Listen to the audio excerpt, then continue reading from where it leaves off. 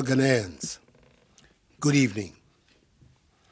9 days ago, I came to your homes and requested you to make great sacrifices to save lives and to protect our motherland.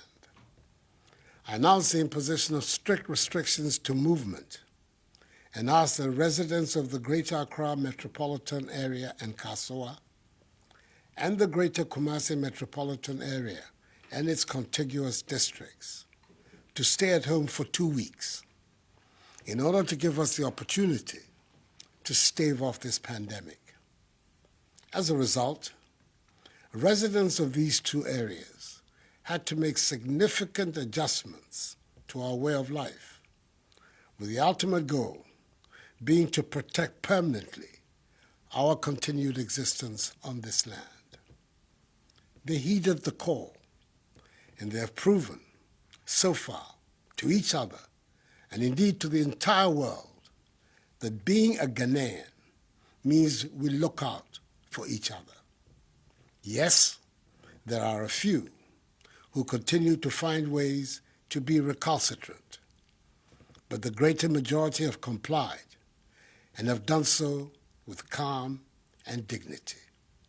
Tonight, I say thank you to each and every one of you, law-abiding citizens. Let me thank in particular all our frontline actors who continue to put their lives on the line to help ensure that we defeat the virus. To our health workers, I say a big aiko for the continued sacrifices you are making in caring for those infected with the virus and in caring for the sick in general. You are the heroes and heroines of our generation, and government will do all in its power to provide you with the relevant tools to do your work effectively. To the men and women of our security services who have been enforcing the directives by patrolling our streets day and night, conducting surveillance, snap checks, and mounting roadblocks, we're deeply in your debt. It is these security measures that have created the basic framework within which our medical personnel are able to pursue contact tracing, testing, and treatment of persons with the virus, whose implementation offers us the most secure means to defeat the virus.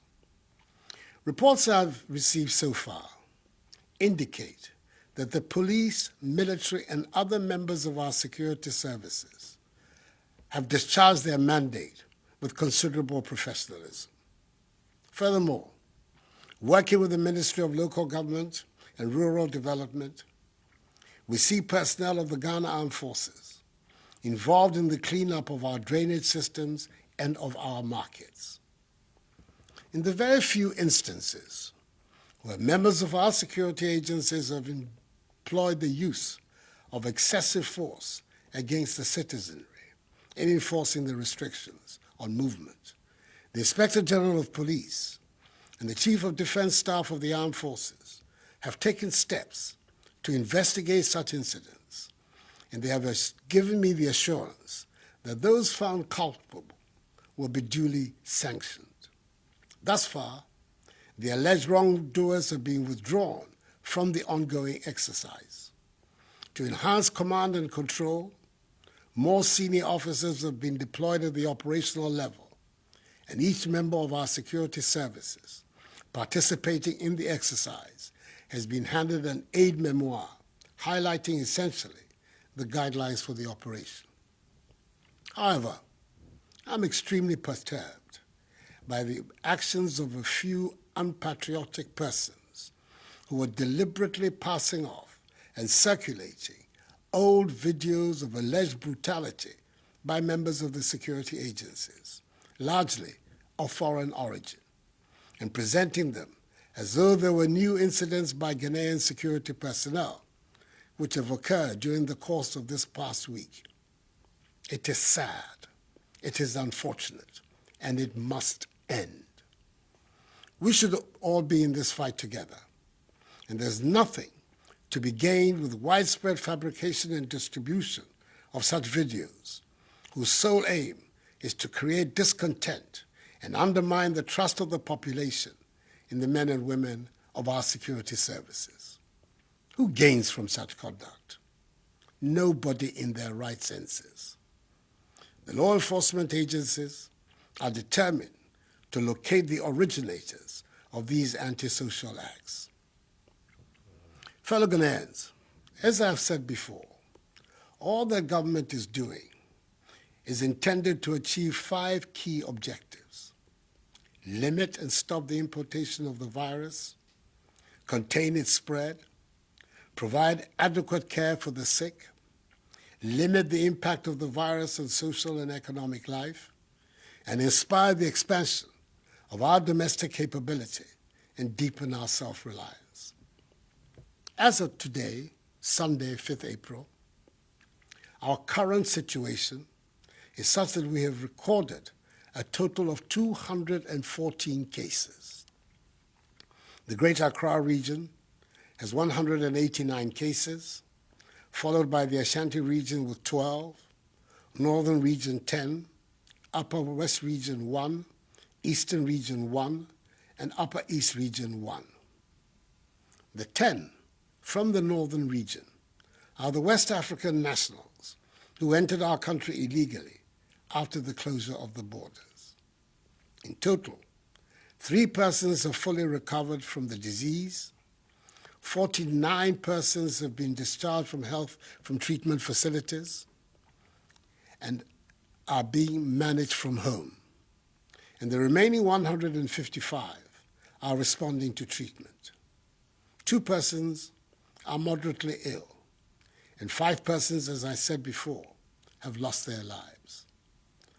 Of the 1,030 travelers who were mandatorily quarantined and tested on their arrival in Ghana on the 21st and 22nd of March, 79 were initially found to be positive, and appropriate arrangements were made for their isolation and treatment. Subsequently, after 12 further days of quarantine, 26 other persons were found to be positive as a result of their second test, bringing the total number of those found to be positive to 105, all of whom have been isolated for treatment. Of the remaining 925 persons who have undergone 2 tests and found to be negative, 804 have been released from quarantine to join their families. The remaining 121 are, as I speak, in the process of being released.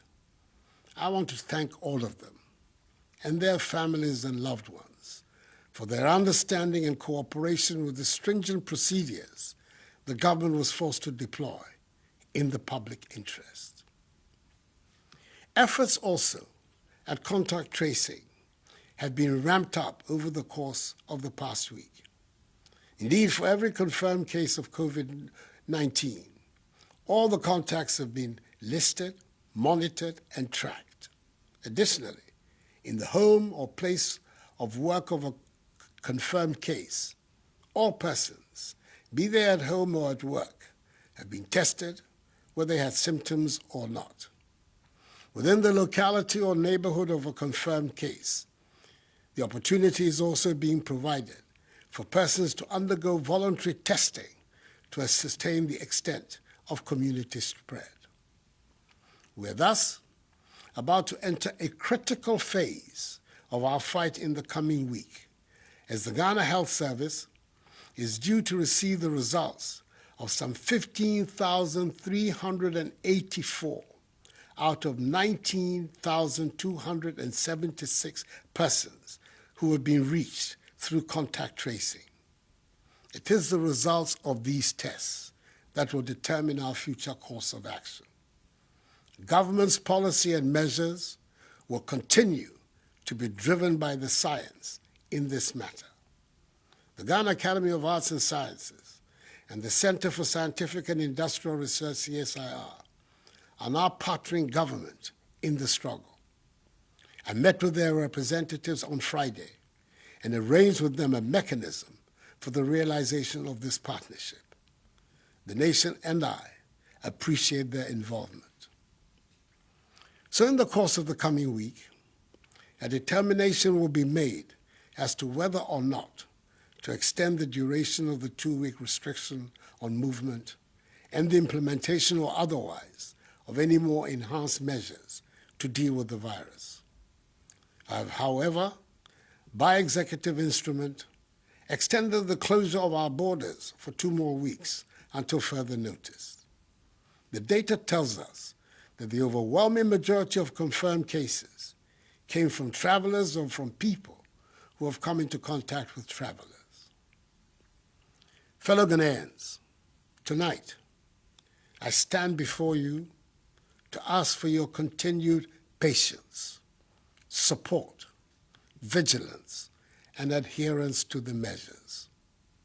Let each one of us play his or her part to enhance our collective efforts at containing the spread of the virus, which will enable us to hasten the lifting of these restrictions and returning the nation to normalcy. I was encouraged by the appreciation of government's handling of the pandemic and the offer of support by the leadership of the major political parties in the country when I met with them on Friday. I applaud Parliament's decision to call off its planned recess and be on standby to aid in the fight against the virus. I thank staff of the University of Ghana's Noguchi Memorial Institute for Medical Research, the Kwame Nkrumah University of Science and Technology's Kumasi Center for Collaborative Research, and the National Public Health Reference Laboratory of the Kolebu Teaching Hospital for the solid work they're doing for Mother Ghana. I'm very grateful to the individuals and institutions who have responded to my appeal for donations to be made into the COVID-19 National Trust Fund, which has been established to complement government's fight against the virus and to assist in the welfare of the needy and the vulnerable. A total amount of some 8,750,000 cedi, which includes 600,000 United States dollars, have been received so far for this purpose. I'm happy that so many appointees of my government have also followed my example by donating their salaries to the fund. We are in difficult times, and that is why I directed the Minister for Finance to send to Parliament the Coronavirus Alleviation Program, whose objective is to protect households and livelihoods, support micro, small, and medium-sized businesses, minimize job losses, and source additional funding for promotion of industries to shore up and expand industrial output for domestic consumption and exports. Through this program, the Ministries of Gender, Children and Social Protection, and Local Government and Rural Development, and the National Disaster Management Organization, NADMO, working with MMDCEs and the faith-based organizations, have begun to provide food for up to 400,000 individuals and homes in the affected areas of the restrictions. This began in Accra today and will begin in Kumasi tomorrow. It will come in the form of dry food packages and hot meals, and will be delivered to vulnerable communities in Accra, Tema, Kumasi, and Kasua. Again, the Ghana Water Company Limited and the Electricity Company of Ghana have been directed to ensure the stable supply of water and electricity during this period. In addition, there will be no disconnection of supply. Furthermore, government will absorb the water bills for all Ghanaians for the next 3 months, i.e. April, May, and June. All water tankers, publicly and privately owned, are also going to be mobilized to ensure the supply of water to all vulnerable communities.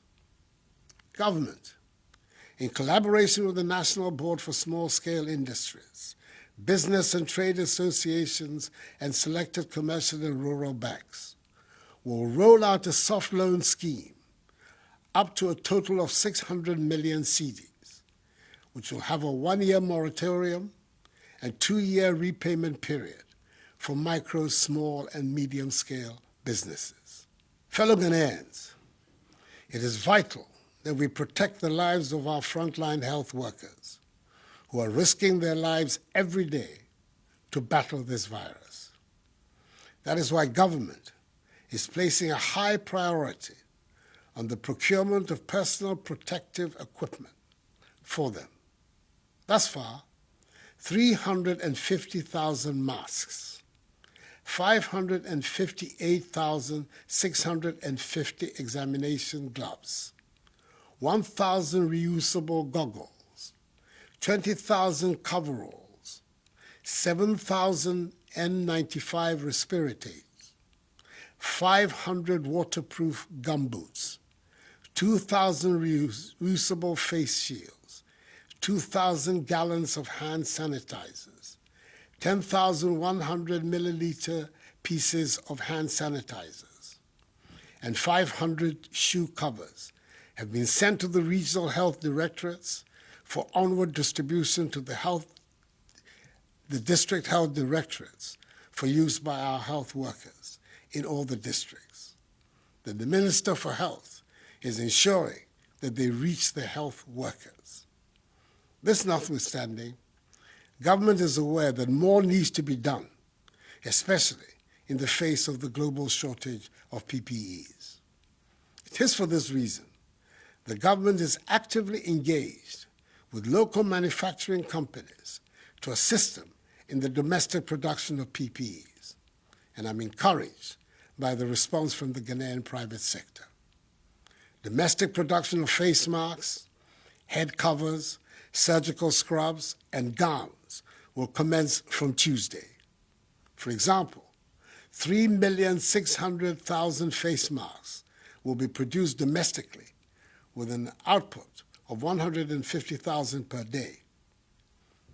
I'm equally impressed with the invention of a solar-powered hand-washing sink by Judose from Kumasi, and the COVID-19 prevention electronic bucket made by Kelvin Owusu Dapa and Richard Boating, both students of Obuasi Senior High and Technical School. Necessity, indeed, is the mother of invention, as the Ghanaian sense of enterprise and innovation is beginning to be felt. An insurance package with an insurance sum of 350,000 cedis for each health personnel and allied professional at the forefront of the fight has been put in place, with a daily allowance of 150 cedis being paid to contact tracers. Government has also decided that all health workers will not pay taxes on their emoluments for the next 3 months, i.e. April, May, and June. Furthermore, all frontline health workers will receive an additional allowance of 50% of their basic salary per month, i.e. for March, April, May, and June. The March allowance will be paid alongside that of April. The Ministry of Transport is also making available, for free, Ayalolo buses to convey health workers in Accra, Tema, Kumasi, and Kanswa to and from work along specific routes for the entire duration of the restrictions. I'm happy that operators of public transport, such as trotros and taxis, are largely adhering to the admonition to observe social distancing in their vehicles. Each one of them should do so.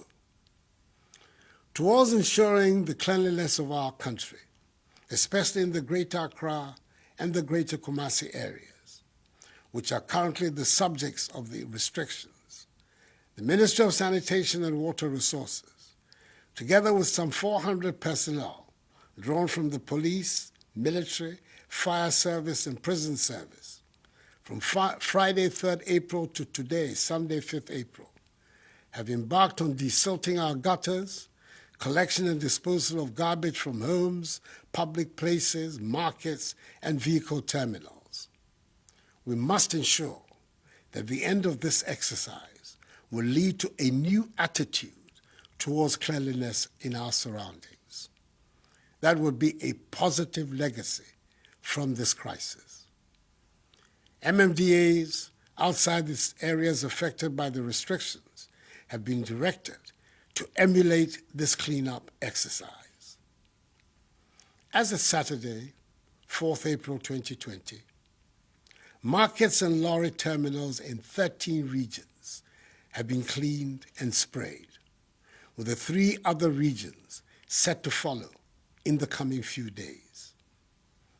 We've had to take the extra step of closing a few markets in Accra and Kumasi, where traders and market women had flouted the rules for social distancing.